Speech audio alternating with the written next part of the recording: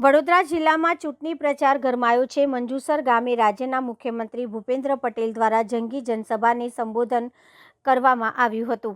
વિકાસ સંકલ્પ યાત્રા અંતર્ગત યોજાયેલી આ સભામાં મુખ્યમંત્રીએ જણાવ્યું કે વડાપ્રધાન નરેન્દ્ર મોદીનું 2047 સુધી ભારતને વિકસિત રાષ્ટ્ર બનાવવાનું સપનું સાકાર કરવા ભાજપને જીતાડવી જરૂરી છે। તેમણે વિપક્ષ પર નિશાન સાધતા કહ્યું કે હાર્યા પછી વિપક્ષના ઉમેદવાર લોકોની વચ્ચે જોવા મળતા નથી। સાથે છેલ્લા 30 વર્ષમાં વિપક્ષ એકતા રાખી હોત તો પરિણામ બદલાઈ શક્યું હોત એમ પણ જણાવ્યું હતું। મુખ્યમંત્રીએ ભાજપ સરકારના વિકાસ કાર્યોની યાદી રજૂ કરી અને 26મી તારીખે યોજાનાર મતદાનમાં 100% મતદાન કરવા જનતાને અપીલ કરી। સભામાં ઉપસ્થિત જનમેદનીએ ભારત માતા કી જયના નારા સાથે ભાજપના તમામ ઉમેદવારોને જંગી બહુમતીથી જીતાડવાનો વિશ્વાસ વ્યક્ત કર્યો। આ પ્રસંગે ધારાસભ્ય કેતન ઇનામદાર સહિત જિલ્લા અને તાલુકા અગ્રણી હોદ્દેદારો અને કાર્યકરો મોટી સંખ્યામાં હાજર રહ્યા હતા। જય બોલો ભારત માતા કી, બોલો ભારત માતા કી। જોરદાર તાળીઓ।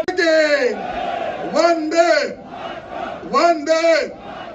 ધન્યવાદ। વડોદરા જિલ્લા પંચાયતના ઉમેદવાર શ્રીમતી હેમાબેન રાઠોડ, જિલ્લા ચૂંટણી 47માં જે માનનીય વડાપ્રધાનશ્રીનો ભારત વિકસિત ભારત બનાવવાનો સંકલ્પ છે એ પૂરો થાય અને એના માટે આપણે વિકસિત ગુજરાત બનાવવા માટે આપણે ભારતીય જનતા પાર્ટીને તો લાવવી જ પડે।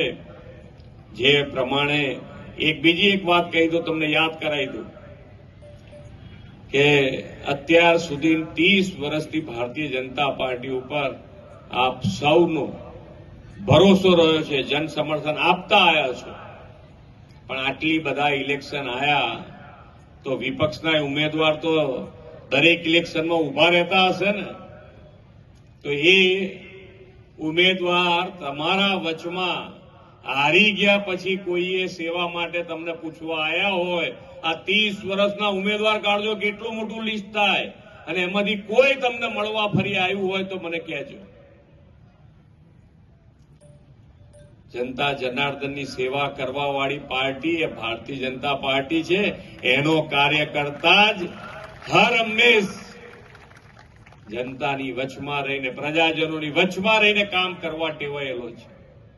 બાકી તો ઇલેક્શન લડવા આવે, ઇલેક્શન લડીને હારી ગયા એટલે પછી રામ તારી માયા, પછી દેખાવા નહીં। તમે કાઢી લેજો, હું જે કહું છું એ તમે કાઢી શકશો। આ 30 વર્ષમાં કેટલા બધા ઇલેક્શનો આવ્યા છે, ખાલી એ ઉમેદવારો બધા ભેગા રહ્યા હોત ને તોય અત્યારે કંઈક રિઝલ્ટ લાવ્યું હોત,